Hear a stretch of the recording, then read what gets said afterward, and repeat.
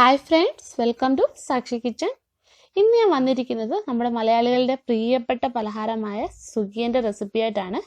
വീഡിയോയിലോട്ട് പോകുന്നതിന് മുമ്പ് ചാനൽ സബ്സ്ക്രൈബ് ചെയ്തിട്ടില്ലെങ്കിൽ ഒന്ന് സബ്സ്ക്രൈബ് ചെയ്യുക. അതിന്റെ തൊട്ടടുത്തൊരു ബെൽ ഐക്കൺ ഉണ്ടാകും, അതും കൂടി ക്ലിക്ക് ചെയ്യുക. അപ്പോൾ ഞാൻ വീഡിയോ അപ്ലോഡ് ചെയ്യുമ്പോൾ നിങ്ങൾക്ക് നോട്ടിഫിക്കേഷൻ കിട്ടുന്നതാണ്. ഇനി നമുക്ക് റെസിപ്പിയിലോട്ട് കിടക്കാം. സുഗിയൻ തയ്യാറാക്കാനായിട്ട് 1 കപ്പ് ചെറുപയർ കഴുകി വൃത്തിയാക്കി എടുത്തിട്ടുണ്ട്. ഇനി ഇതിലേക്ക് നമുക്ക് 1.5 കപ്പ് വെള്ളം ഒഴിച്ചു കൊടുക്കാം. ഇത് ഞാൻ കുതിർക്കാത്ത പയറാണ് എടുത്തിരിക്കുന്നത്. അത് 3 വിസിലിനുള്ളിൽ നമുക്ക് വെന്ത് കിട്ടും. പയർ ഒരുപാട് വെന്ത് കൊഴിഞ്ഞങ്ങ് പോകരുത്. ഇനി ഇത് അടച്ചു വെച്ച് നമുക്ക് വേവിച്ചെടുക്കാം. ഇതേ പയറ് നല്ലോണം വെന്ത് വന്നിട്ടുണ്ട്. വേവിച്ചെടുക്കുമ്പോഴേ പയർ കുഴഞ്ഞു പോകരുത്, വിട്ട് വിട്ട് കിടക്കണം. ഞാൻ എടുത്തത് കറക്റ്റ് വെള്ളമായിരുന്നു, അതുകൊണ്ട് തന്നെ ഒട്ടും തന്നെ വെള്ളമില്ല ഇതിൽ. നിങ്ങൾ പയർ വേവിക്കുമ്പോൾ വെള്ളം ഉണ്ടെങ്കിൽ മൂടി വെക്കാതെ അത് വറ്റിച്ചെടുക്കണം. നമ്മൾ മൂടി വെക്കുകയാണെങ്കിൽ പയർ ഒന്നുകൂടെ വെന്ത് കുഴഞ്ഞു പോകാൻ ഇടയുണ്ട്, അതുകൊണ്ട് മൂടി വെക്കരുത്. അതുപോലെ പയർ നല്ലോണം വെന്തും കിട്ടണം. വെന്തില്ലെങ്കിൽ നമ്മൾ ഇത് ഉരുട്ടുമ്പോഴേ ഉരുളയാവത്തില്ല, അപ്പോൾ അതും കൂടി ശ്രദ്ധിക്കണം. ഇനി ഒരു പാനിലേക്ക് സുഗിയനിലേക്കുള്ള തേങ്ങ ഇട്ട് കൊടുക്കാം. ഞാനിവിടെ 1/2 കപ്പ് തേങ്ങയാണ് എടുത്തിരിക്കുന്നത്. നിങ്ങളുടെ ഇഷ്ടത്തിനനുസരിച്ചിട്ടുള്ള തേങ്ങ ചേർത്ത് കൊടുക്കാവുന്നതാണ്.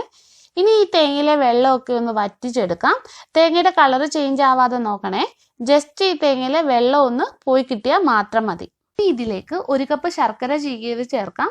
ഇത് ഒട്ടും തന്നെ അഴുക്കില്ലാത്ത ശർക്കരയാണ്. അഴുക്കുള്ളതാണെങ്കിൽ ശർക്കര ഉരുക്കിയിട്ട് അരിച്ചു വേണം ചേർക്കാൻ. ശർക്കരയ്ക്ക് പകരം നിങ്ങൾക്ക് പഞ്ചസാര വേണമെങ്കിലും ചേർക്കാവുന്നതാണ്.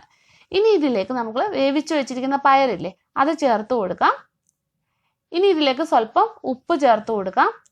എന്നിട്ട് ഇത് നല്ലോണം മിക്സ് ചെയ്തെടുക്കാം. ഫ്ലെയിം അങ്ങ് ഇനി ഓഫ് ആക്കാം. അപ്പോൾ ഈ പാനിന്റെയും പയറിന്റെയും ചൂടിൽ ശർക്കര ഉരുക്കി യോജിച്ച് വരും. ഇനി ഇതിലേക്ക് ഏലക്കാപ്പൊടിയും കൂടി ചേർത്ത് കൊടുക്കാം. കുറച്ച് പയർ നല്ലോണം ഒന്ന് ഉടച്ചു കൊടുക്കണം, അപ്പോൾ ഈ ഉരുട്ടിയെടുക്കാൻ എളുപ്പമാവേ. ഇനി ഇത് ചൂടാറിയതിനു ശേഷം നമുക്ക് ഉരുട്ടിയെടുക്കാം. അപ്പോഴത്തേക്കിന് ഇതിന് വേണ്ട ബാറ്റർ നമുക്ക് തയ്യാറാക്കാം.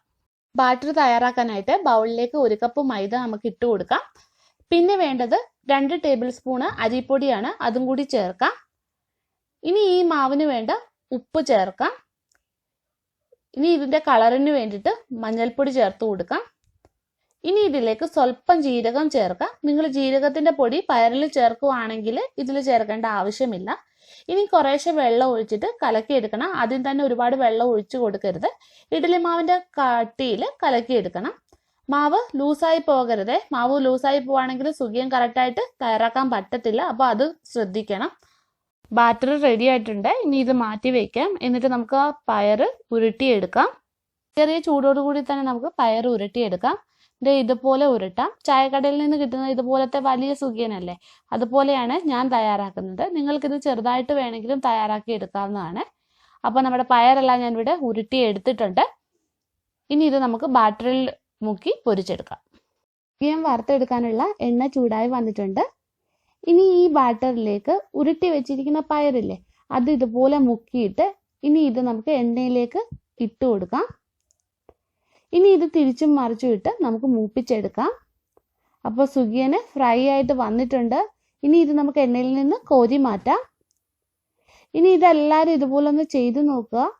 വീഡിയോ ഇഷ്ടപ്പെടുകയാണെങ്കിൽ ലൈക്ക് ചെയ്യുക, ഷെയർ ചെയ്യുക. അപ്പോൾ ഇനി മറ്റൊരു റെസിപ്പിയുമായി നമുക്ക് കാണാം.